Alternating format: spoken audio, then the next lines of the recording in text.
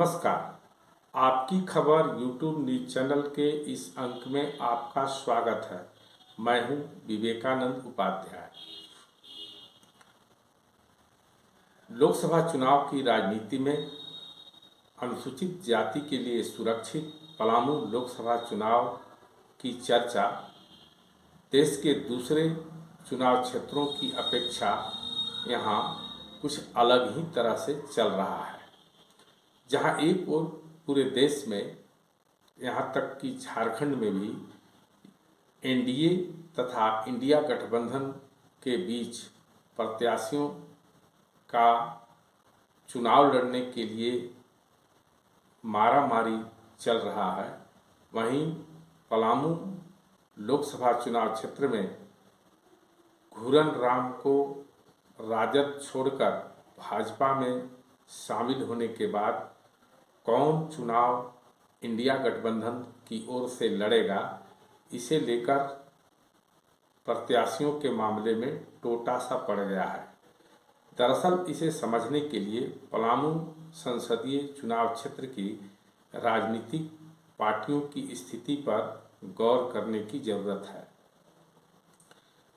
पलामू लोकसभा चुनाव क्षेत्र में पिछले कई चुनाव से, विशेषकर झारखंड बनने के बाद, जब कभी प्रत्याशियों के बीच में आमने सामने का टक्कर हुआ है तो भले ही यहाँ घूरन राम के सांसद बनने के बाद राजद का कोई प्रत्याशी चुनाव नहीं जीत पाया हो, परंतु यह इससे इनकार नहीं किया जा सकता है कि राजद का ही जनाधार भाजपा के बाद यहाँ पर शुरू से ही, विशेषकर झारखंड राज्य बनने के बाद, महसूस किया गया है।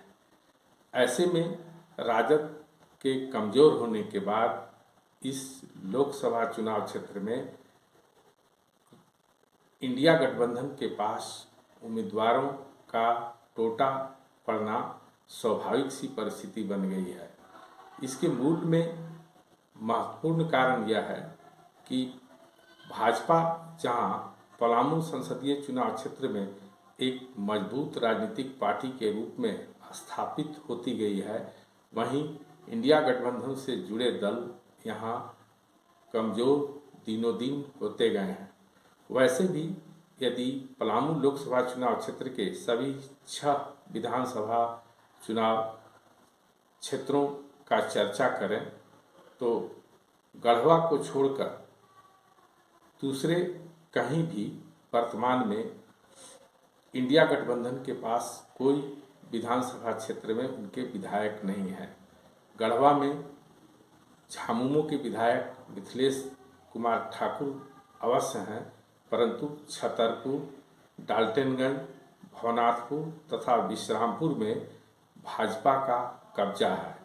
वहीं हुसैनाबाद में भी एनसीपी के कमलेश कुमार सिंह भी अब एनडीए गठबंधन के साथ आ गए हैं। महाराष्ट्र में जब से शिवसेना टूटा है, तब से कमलेश कुमार सिंह भी एनडीए के साथ यहाँ आ गए हैं। ऐसी स्थिति में पलामू लोकसभा चुनाव में जहाँ एक ओर एनडीए गठबंधन पूरी तरह से मजबूत दिख रहा है, वहीं इंडिया गठबंधन कमज़ोर आंका जा रहा है।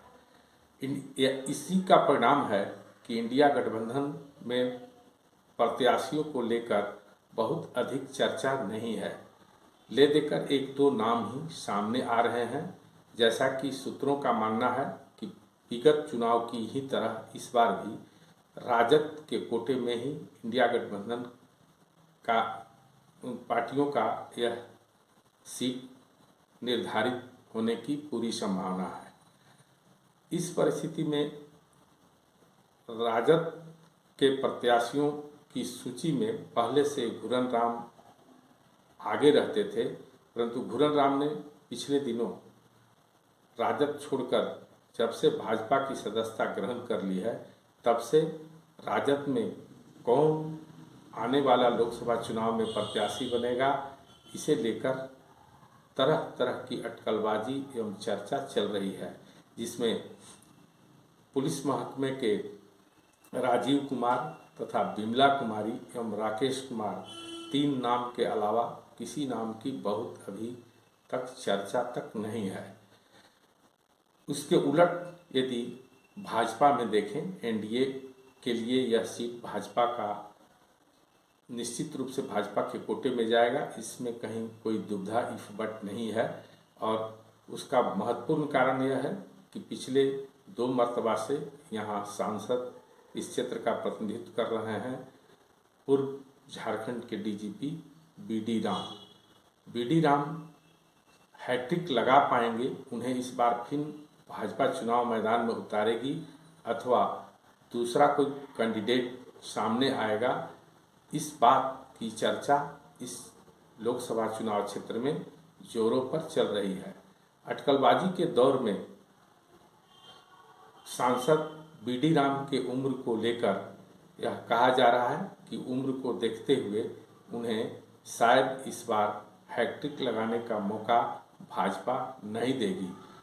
इस बात को और अत्यधिक बल इससे भी मिल गया कि पिछले दिनों पलामू लोकसभा चुनाव क्षेत्र में पहले से ही सांसद के रूप में अपना लोकप्रियता साबित कर चुके घूरन राम जो भाजपा में शामिल हो गए हैं, संभव है कि भाजपा के टिकट के दौर में वे भी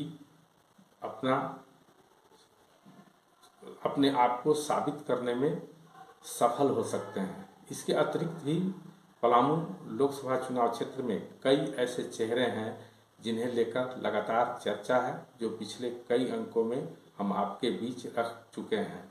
इनमें घूरन राम के अलावा 3 बार का सांसद रहे बृजमोहन राम, प्रभात भुइयां के अलावा भाजपा के प्रदेश उपाध्यक्ष जवाहर पासवान जैसे नेताओं की भी इच्छा इस बार भी चुनाव लड़ने की है। इसमें से कई ऐसे प्रत्याशी हैं जो दिल्ली से लेकर झारखंड की राजधानी रांची तक हाथ पांव मार रहे हैं। इस तरह से यह देखा जा रहा है कि पलामू लोकसभा चुनाव क्षेत्र में जहां एक ओर भाजपा में टिकटार्थियों की टिकट पाने की इच्छा रखने वालों की लंबी कतार है, वहीं इंडिया गठबंधन में इच्छुक प्रत्याशियों का टोटा सा पड़ गया है। आज के इस अंक में इतना ही। फिर आगे हम किसी दूसरे मुद्दे पर आपके बीच चर्चा करेंगे। आप हमारे चैनल को देखें, लाइक करें, शेयर करें तथा सब्सक्राइब करें।